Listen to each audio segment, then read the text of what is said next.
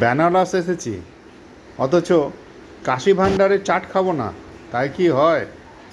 আমরা দুজনে ঠিক 4টের সময় গদুলিয়া চকের কাছে কাশী চাট ভাণ্ডারের সামনে এসে উপস্থিত হয়েছি। আমাদের আগেও অনেক লোক, পুরো ঘর ভর্তি, আমরা ঘরে জায়গা পেলাম না, আমরা বাইরে দাঁড়িয়ে আছি, চাট খাবো।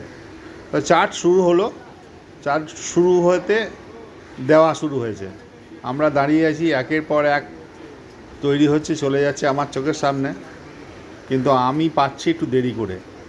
দেখতে থাকুন কাশী চাট ভাণ্ডারের চাট খাওয়ার মজা।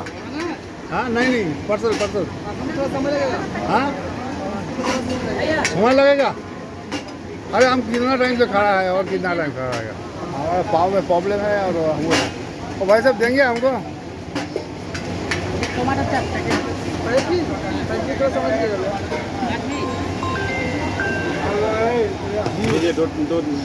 चाट खाना है। दो पेमेंट कर दिए, बोले बस करा रहे हैं आपका। हम बोले स्कूटी पे ले जाना, उस टाइप से कराइएगा। बोले ठीक है, कोई दिक्कत नहीं होगा। वो लड़का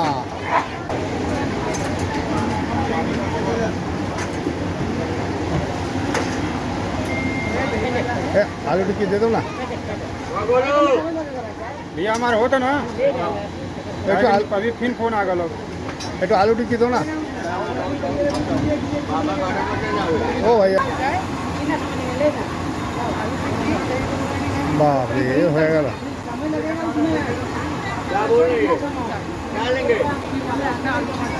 अभी नहीं होगा, आधा घंटा बाद होगा। একটা दो ना हमको, दो आलू टिक्का छोड़ के बहुत जो कुछ जो रेडी है वही दे दो, नहीं लेके जाना है। অনেক ঠেলাঠেলি গুতোগুতি করে লাস্টে আমি পেলাম আলু টিকিয়া, সেইটা নিয়ে মহা আনন্দে খেতে শুরু করলাম।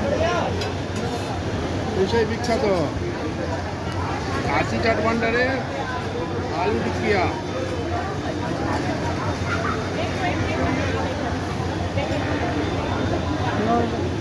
আলু টিক্কা যার দাম 70 টাকা।